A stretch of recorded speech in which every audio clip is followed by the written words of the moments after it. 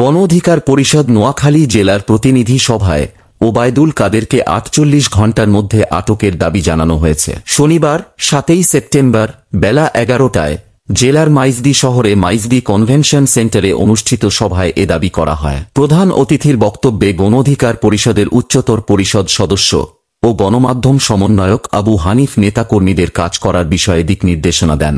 তিনি বলেন, তরুণদের দেশ গঠনে এগিয়ে আসতে হবে, শিক্ষিত ও সচেতন মানুষকে রাজনীতিতে যুক্ত হতে হবে। রাজনীতির গুণগত পরিবর্তনের জন্য এর বিকল্প নাই।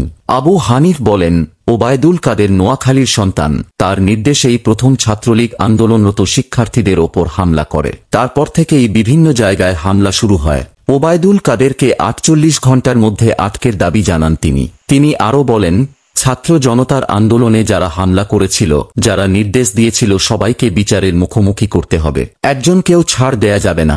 দেশের মানুষ যেন শান্তিতে বসবাস করতে পারে, তাই ছাত্র সমাজকে সবসময় সজাগ থাকতে হবে। নোয়াখালীতে বিগত সময়ে আওয়ামী লীগের যেসব নেতাকর্মীদের মানুষের ওপর হামলা, লুটপাট ও দখলদারিত্ব করেছে তাদের নামে মামলা করতে বলেন তিনি।